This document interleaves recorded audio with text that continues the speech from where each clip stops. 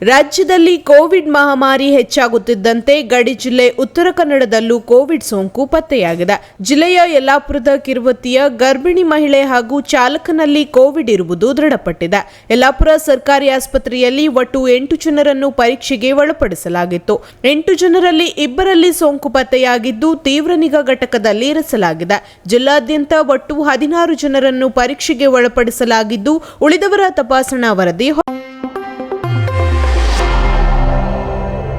ಪ್ರೇರಣ್ kids ನಿಮ್ಮ ಮಕ್ಕಳ ಉತ್ತಮ ಭವಿಷ್ಯಕ್ಕೆ ಅಡಿಪಾಯವಾಗಬಲ್ಲ ಅತ್ಯುತ್ತಮ ಪ್ಲೇ ಸ್ಕೂಲ್ ವ್ಯವಸ್ಥೆ ಇದೀಗ ನಮ್ಮ ಶಿರಸಿ ನಗರದಲ್ಲಿ.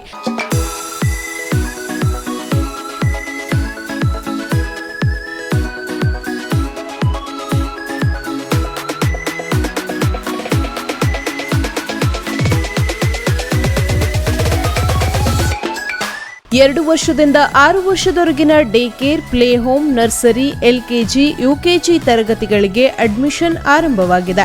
ಆಟ, ಮನರಂಜನೆಯ ಮೂಲಕ ಪಠ್ಯವನ್ನು ಕಲಿಸುವ ನುರಿತ ಅನುಭವಿ ಶಿಕ್ಷಕರ ತಂಡ ನಮ್ಮ ಪ್ರೇರಣ್ ಕಿಡ್ಸ್ನಲ್ಲಿ ಲಭ್ಯವಿದೆ.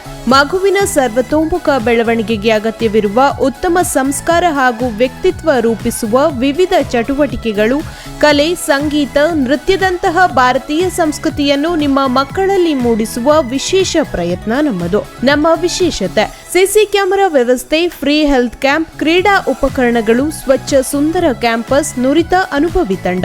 ಇಷ್ಟೆಲ್ಲ ವಿಶೇಷತೆಗಳನ್ನು ಹೊಂದಿದ ನಮ್ಮ ಪ್ರೇರಣ್ ಕಿಡ್ಸ್ನಲ್ಲಿ ಇದೀಗ ಪ್ರವೇಶಾತಿ ಅಂತಿಮ ಹಂತದಲ್ಲಿದ್ದು ಇನ್ನು ಕೆಲವೇ ಸೀಟ್ಗಳು ಲಭ್ಯವಿದೆ.